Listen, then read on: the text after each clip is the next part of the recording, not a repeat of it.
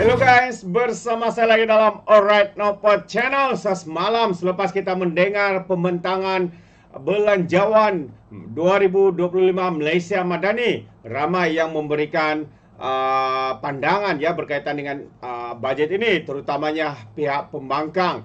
Dan yang lebih mengejutkan adalah pembangkang mengatakan, ya, ahli parlimen daripada Bersatu khususnya mengatakan bahawa bajet ataupun belanjawan 2025 ini tiada kerangka jelas. Itu antara kenyataan daripada Guru Besar Nobita, Raja Jidin. Jadi apakah yang cuba dimaksudkan oleh Raja Jidin ini mengatakan tiada kerangka jelas? Sahabat semua, kita tahu tugas pembangkang ini, walau sebagus manapun pandangan ataupun dasar, terutamanya seperti belanjawan 2025 Malaysia Madani ini, mereka tetap akan mengatakan perkara ini tidak bagus sebab itu tugas mereka. Namun, ya, sebagai pembangkang juga mereka kena bersikap adil. Kalau benda itu bagus, mereka harus katakan dengan sebaiknya, sejujurnya baik. Kalau tidak, kenapa perlu membuat ya kenyataan-kenyataan seperti ini? Jadi katanya kerajaan tidak mempunyai kerangka jelas untuk melaksanakan inisiatif yang diumumkan dalam belanjawan 2025. Dakwa Naib Presiden Bersatu Raja Jidin. Jadi katanya kerangka yang jelas untuk melaksanakan inisiatif. Sahabat semua, apakah kebodohan, kebangangan Guru Besar Nobita ini?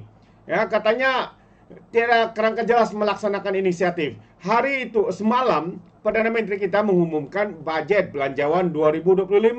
Ya, kalau dia umumkan baca keseluruhan belanjawan itu, bukunya itu setebal 6 inci, 5 inci sahabat semua. Jadi ya tidaklah dapat dijelaskan apakah kriteria atau apakah strategi ya dalam melaksanakan setiap inisiatif itu. Dia cuma membentangkan bajet untuk setiap perkara ataupun kementerian dan sebagainya. Ini belum sampai kepada detailsnya, belum sampai kepada pencerahannya, sudah mengatakan tiada kerangka jelas melaksanakan inisiatif. Jelas begitu tumpulnya otak mereka, pembangkang dan juga ahli parlimen Putrajaya, dikenali sebagai Guru Besar Nobita ini, sahabat semua, sangat-sangat memalukan. Jadi saya pun tidak mau baca lebih kenyataan daripada ahli parlimen Putrajaya ataupun Guru Besar Nobita ini, kerana kita tahu apapun ya mereka akan tetap mencari kelemahan, mencari satu untuk dipolitikkan dan sebagainya. Itu pandangan saya lah ya. Jadi untuk perkara seterusnya kita mahu mendengar juga pandangan daripada dua timbalan Perdana Menteri Malaysia. Yang pertama dan juga yang kedua. Jadi untuk yang pertamanya kita mau mendengar pandangan ya daripada timbalan Perdana Menteri kedua, Fadila Yusof ya. Jadi tanpa buang masa sahabat semua, ayo kita bersama-sama untuk mendengar apakah komen daripada timbalan. Terima kasih kepada rakan-rakan media yang turut membuat liputan hari ini. Saya kira hari ini bajet yang agak besar yang diumumkan oleh Yang Berhormat Perdana Menteri. Kalau kita ikuti tadi, pembentangan tu lebih 2 jam setengah. Jadi untuk itu saya kira belanjawan kali ini adalah satu belanjawan yang memfokuskan pada rakyat, iaitu berpaksi pada rakyat untuk mengangkat martabat rakyat dan menjunjung hak rakyat. Fokus keutamaan iaitu kesejahteraan rakyat, perlindungan golongan rentan, menambah baik prasarana asas, menangani krisis, menangani ketirisan iaitu rasuah. Dan fokusnya juga ialah untuk menaikkan siling, makna menambahkan pendapatan negara supaya kita dapat juga pada masa yang sama meninggikan ataupun lantai, iaitu meningkatkan taraf hidup rakyat. Sebab satu tadi umum dari segi bantuan pada mereka yang memerlukan, gaji, kenaikan gaji dan sebagainya, semua diumumkan tadi. Jadi begitu juga kita memfokuskan pada tanggungjawab fiskal dan tadbir urus yang baik, dan untuk meningkatkan kecekapan khususnya perkhidmatan awam. Dan ini penting untuk kita lihat supaya kita dapat terus memartabatkan negara kita. Kalau dalam konteks saya, tanggungjawab saya juga ialah untuk menjaga hal ehwal Sabah Sarawak. Saya mengucapkan terima kasih kepada Yang Berhormat Perdana Menteri kerana pengumuman peruntukan pembangunan untuk Sabah dan Sarawak 6.7 bilion dan 5.9 bilion. Begitu juga kalau kita melihat kenaikan peruntukan khas Yang dulu tahun ini 300 juta setiap negeri dinikatkan menjadi 600 juta setiap negeri mulai tahun depan.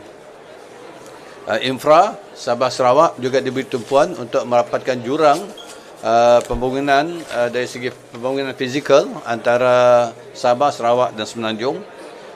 Pakej 17 pakej kerja Penbonia Sabah Fasa 1 telah pun dikeluarkan SST dengan kontrak nilai 9.7 bilion. Penbonia Sarawak dijangka siap dalam November 2024, kos keseluruhannya 25.1 bilion. Fasa 2 untuk Sarawak Sabah Link Road dengan 7.4 bilion. Dua pakej sudah pun dianugerahkan, manakala pakej yang lain dijangkakan hujung tahun ini. Manakala pembesaran lapangan terbang Tawau dan juga Miri sejumlah 253 juta. Kerajaan Sarawak dan Persekutuan bersetuju untuk bersama-sama membangunkan hospital kanser di Kuching dengan nilai 1 bilion ringgit. Manakala lain-lain ialah untuk kemudahan meningkatkan prasarana di Sabah dan Sarawak, terutamanya bank BSN, bank bergerak, bekalan air bersih, elektrik luar bandar lah khususnya, meliputi 5,150 buah rumah di Sabah dan Sarawak dengan kos 500 juta. Dan untuk kementerian kami, Petra, Alhamdulillah, kita menerima sedikit tambahan pendudukan, keseluruhan 4.95 bilion, di mana perbelanjaan mengurus 362.674 juta, pembangunan 4.59 bilion. Di mana fokusnya ialah untuk program tebatan banjir dan juga iaitu yang telah berjaya disiapkan setakat ini bernilai 540 juta, 12 projek dengan kos 3 bilion telah pun dikeluarkan SST dan semuanya dijangkakan setakat ini mengikut jadual. Antaranya ialah RTB Sungai Damansara, RTB Sungai Likas, Kota Kinabalu, RTB Sungai Teriang, Beruah Pahang, RTB Sungai Tepuh dan Bengol Air Lilih, Kuala Nerus, Terengganu, dan juga pembangunan lembagan sungai bersepadu Sungai Kelantan Fasa 2. Untuk musibah banjir, salah satu jagi peruntukan khas diberi ialah 150 juta. Ini bersama dengan PBT dan sebagainya untuk kita pastikan aliran air yang lebih lancar, di mana kita kena maintain peparitan sungai-sungai untuk dibersihkan, dikorekkan dan sebagainya. Ini diharap akan dapat mengurangkan risiko banjir, terutamanya musim-musim tengkujuh, hujan yang makin lebat. Program net energy metering dilanjutkan hingga 30 Jun 2025. Ini untuk menambah lagi lebih banyak solar di atas bumbung. Dan begitu juga lah banyak lagi program-program lain, termasuklah program di bawah NETA. Salah satunya ialah floating solar, maknanya solar di atas air di Tasik Kenyir. Kerjasama di antara Petronas dan juga TNB. Program ini akan menjadi tumpuan yang akan menjana lebih kurang 500 megawatt dan juga untuk menghasilkan hidrogen dan sebagainya. Ini merupakan salah satu tumpuan di bawah kementerian kita. Okey? Alright? Okey, terima kasih. So itu pandangan dan juga kenyataan daripada Timbalan Perdana Menteri 2 Fadillah Yusof ya. Dan untuk masa seterusnya sahabat semua, saya ingin membawakan anda pandangan ya daripada Timbalan Perdana Menteri yang pertama, yaitu Presiden UMNO sendiri, Datuk Seri Dr. Ahmad Zahid Hamidi. Jadi tanpa membuang masa sahabat semua, sekali lagi mari kita dengar pandangan dan juga ulasan ya daripada Timbalan Perdana Menteri yang pertama ini. Jadi tanpa membuang masa, ayo kita dengar dan juga tonton video ini. Merasa keterangkuman. Saya merasakan bahawa keterangkuman kepada semua kumpulan rakyat di negara ini telah disentuh oleh Yang Amat Berhormat Perdana Menteri selaku Menteri Kewangan, di mana kita telah meneliti bahawa belanjawan pada kali ini tidak meminggirkan masyarakat di perdesaan, apatah lagi jurang di antara wilayah Semenanjung, Sabah dan Sarawak. Kita melihat bahawa Kementerian Kemajuan Desa dan Wilayah telah diberikan tambahan peruntukan sebanyak 457 juta ringgit, menjadikan peruntukan keseluruhannya sebanyak 11.9 bilion ringgit. Dan ini merupakan peruntukan yang terbesar setakat ini kepada KKDW. Dan saya juga ingin menyentuh mengenai peruntukan yang diberi kepada beberapa jawatan kuasa yang saya pengurusikan, iaitu TVET. Contohnya, tahun ini sebanyak 6.8 bilion telah diperuntukkan, tetapi untuk tahun hadapan ianya meningkat kepada 7.5 bilion ringgit. Begitu juga peruntukan untuk kawasan bagi bekalan air luar bandar, bekalan elektrik luar bandar dan prasarana di luar bandar, jelas bahawa peningkatannya adalah sangat ketara, terutamanya apabila peruntukan dalam kategori pembangunan ataupun dipanggil sebagai DE itu melebihi daripada peruntukan untuk OE. Dan ini memperlihatkan keperhatian yang amat berhormat Perdana Menteri. Penduduk desa keseluruhannya adalah seramai 8.1 juta orang, dan keterangkuman ini memperlihatkan bahawa masyarakat di luar bandar turut tidak diketepikan. Begitu juga kita lihat dari segi infrastruktur asas, sebanyak 2.9 bilion telah disediakan.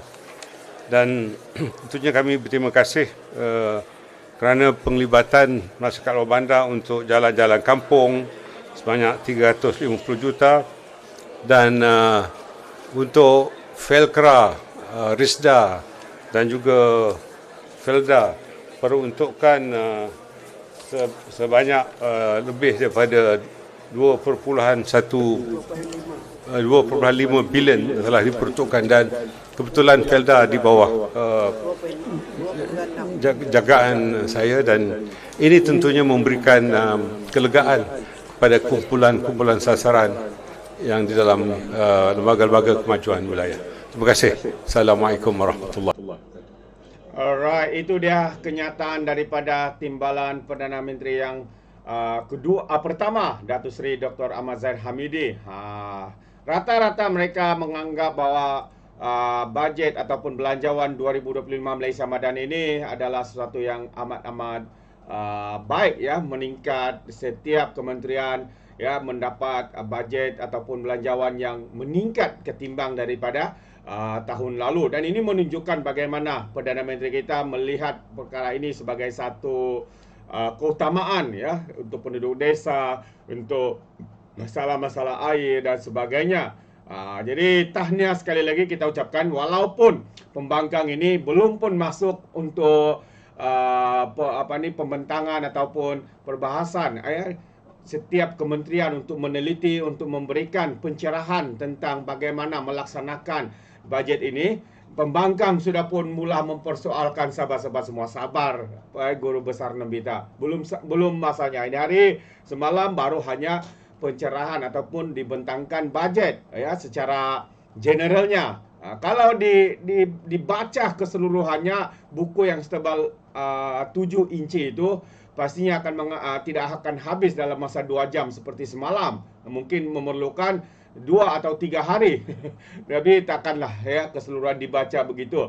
Jadi kita ada lebih kurang 30 lebih hari lagi untuk membentangkan dan membahaskan bajet ini. Jadi sahabat semua, apa pandangan anda? Anda boleh berikan komen di dalam ruangan komen. Jadi terima kasih. Izinkan saya untuk mengundurkan diri, dan seperti biasa peribahasa mengatakan tapak pun kangkap 2 tahun keinginan.